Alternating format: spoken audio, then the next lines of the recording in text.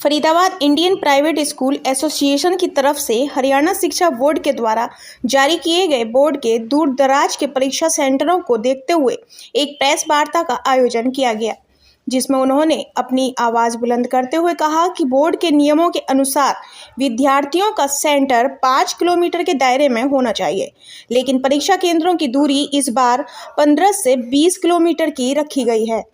उन इलाकों में यातायात की व्यवस्था तक नहीं है, ऐसे इलाकों में सेंटर भेजा गया है। उन्होंने आगे बताया कि विद्यालयों के स्टाफ को दूर दराज के विद्यालयों में परीक्षा सेंटर भेजा गया है, जिस कारण से उन्हें भी परेशानियों का सामना करना पड़ा है। ऐसे में 2 दिन पहले जारी किए गए इन बदलावों से वह परेशान हैं, क्योंकि अधिकांश स्कूलों में परीक्षाएं चल रही हैं। ऐसे में स्टाफ की ड्यूटी दूरस्थ होने के कारण काफ़ी परेशानियों का सामना करना पड़ रहा है। इस प्रेस वार्ता में मौजूद Indian Private School Association India के president doctor Pradeep Gupta, general secretary व treasurer doctor Rajesh Madan, vice president Amit Jain, joint secretary doctor Shobhit Azad, PRO doctor Bhupendra Sheoran, Sundar Gaur, Digvijay Singh Bhati, अन्य गणमान्य लोग उपस्थित रहे। नमस्कार सर, मैं इंडियन प्राइवेट स्कूल से प्रेसिडेंट प्रदीप गुप्ता। आज जो ये मुद्दा था, ये हरियाणा एजुकेशन बोर्ड को लेकर था कि जैसा कि देखो, हमारा बोर्ड हर साल बोर्ड की एग्जाम परीक्षा लेती है और स्कूल संचालक भाई सब उनको वो ऑपरेट करते आ रहे हैं। लेकिन अब की बार ऐसा हुआ कि जो हमारा 4 साल से जो ये परीक्षाएं चल रही थी, बिल्कुल पूरे हरियाणा में पहली बात तो नकल रहित परीक्षाएं चल रही थी कि ऐसा मुद्दा नहीं था कि अगर उसमें कोई प्रॉब्लम आती तो फिर भी हमें उसका कोई ना कोई समाधान चलो बोर्ड को निकालना था। लेकिन अब की बार उन्होंने नया प्रदान जारी किया है। तो क्या है कि जो हमारे स्कूल के मोस्टली स्कूलों के बोर्ड के एग्जाम सेंटर बनाए जाते हैं, तो जब हमारे श्री वीपी यादव जी पूर्व चेयरमैन हरियाणा शिक्षा बोर्ड के हुआ करते थे, उन्होंने एक बहुत ही अच्छा उसमें डिसीजन दिया कि क्योंकि हमारे जो विद्यालयों में सेंटर बनते हैं वो और स्कूल के बच्चे बैठते हैं, तो उसमें हमारा ही स्टाफ एग्जाम ड्यूटी दे देता था। अब बाहर की लगाई गई, लेकिन हमें मेन प्रॉब्लम ये आ रही है कि भाई एक तो इलेक्शन टाइम, मान लो आज बोर्ड में अगर एग्जाम में ड्यूटी वो गवर्नमेंट वालों की मोस्टली लगी हुई है, तो क्या फिर हमारा भी हमें स्टाफ देना पड़ेगा। उसमें ये बताइए कि कल को भगवान ना करे या कोई प्रॉब्लम आ जाती है, कोई पेपर ही लीक हो जाता है, तो हमें ये बताया जाए उसका प्राइवेट स्कूल जिम्मेदार होगा या आपके द्वारा जो गवर्नमेंट के कर्मचारी भेजे जा रहे हैं या हमारे जो टीचर भाई या हमारे जो लेक्चरर भाई भेजे जा रहे हैं वो जिम्मेदार होंगे। ना तो वो उन्होंने तो एक नाम में 2 पैर रख दिए, इधर कुआ इधर खाई। तो हम तो ये कहना चाहते हैं सरकार से भी, इसमें हमारी रिस्पॉन्सिबिलिटी नहीं और हमारे प्राइवेट जो टीचर है उनकी ड्यूटी ना लगाई जाए कहीं भी परीक्षा केंद्र पे।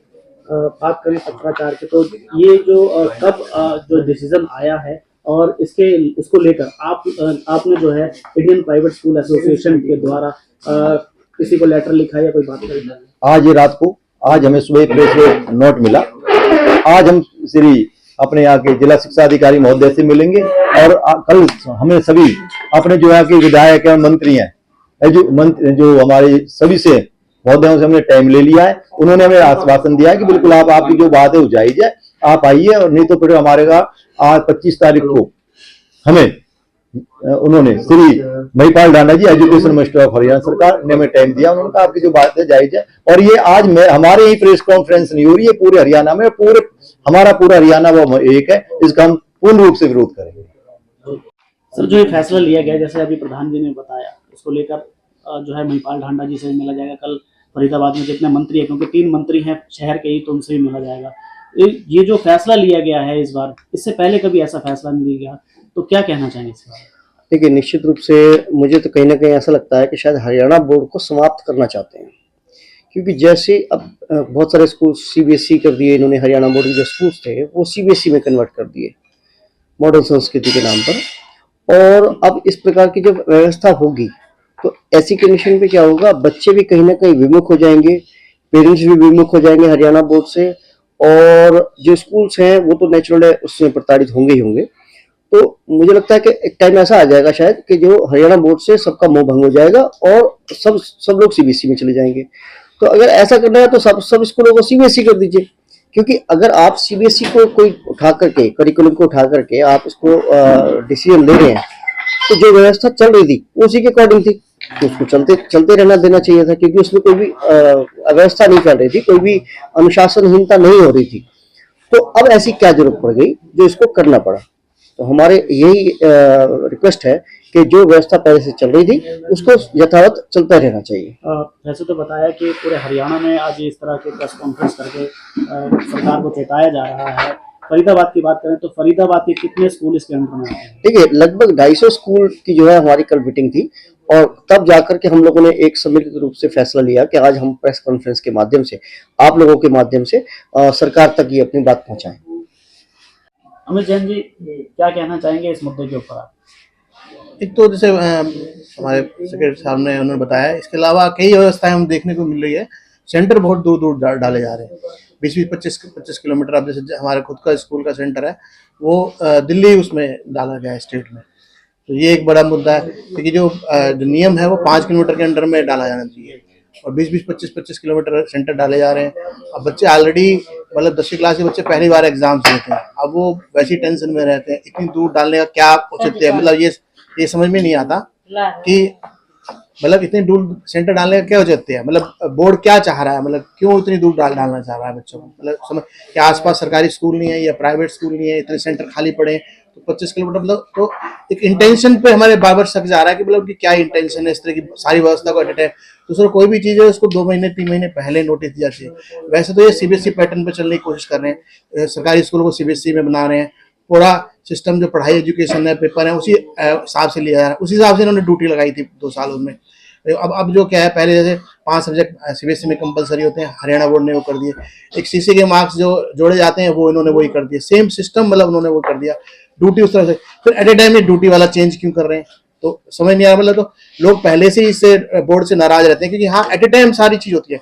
हरियाणा बोर्ड में क्या होता है, सिलेबस है, सब चीजें एट ए टाइम चेंज करते हैं, ठीक है ना। अब जैसे 9th का इन्होंने बोला, अब मतलब सेशन स्टार्ट होने वाला है, अब कह रहे हैं कि जी 7 सब्जेक्ट रहेंगे। मतलब एट ए टाइम सीबीएसई भी तो बोर्ड ही है, वो सब कोई चीज हो पिछले अगले साल का 1 साल पहले सारी चीज करती है। अब ये जो ड्यूटी वाला सिस्टम है, अब 2 दिन बाद एग्जाम है, अब एकदम कर रहे हैं तुगलकी फरमान जैसे अपनी सरकार में घर में बैठे जैसे आदमी कुछ भी कर देता है, कुछ भी सोचता, इस तरह की चीजें करती है। उसके पीछे कोई जायज रीजन तो नजर आए, कोई समझ में नहीं आ रहा क्या चाह रहे हैं वो। तो ये थोड़ा सा हमें इस बात पे थोड़ा सा डाउट सा जा रहा है कि इनकी क्या सोच है। इसमें आपके क्या व्यूज है? सर, जिस हिसाब से ये बहुत ही इंस्टेंट एक जो डिसीजन उन्होंने हमारे पे, एक होता है डिसीजन देना, ये थोप रहे हैं जबरदस्ती, और ये बहुत अननेसेसरी है। तो उम्मीद ये है कि जैसे जिस तरीके से अगर ये हमारे से कोऑपरेशन चाहते हैं तो एटलीस्ट हमारे को एक समय सीमा के अंदर वो चीज़ों के बारे में डिस्कस करें एटलीस्ट, या वो चीज़ों के बारे में बताएं, ताकि हम उसमें अपना एक सुझाव दे सकें।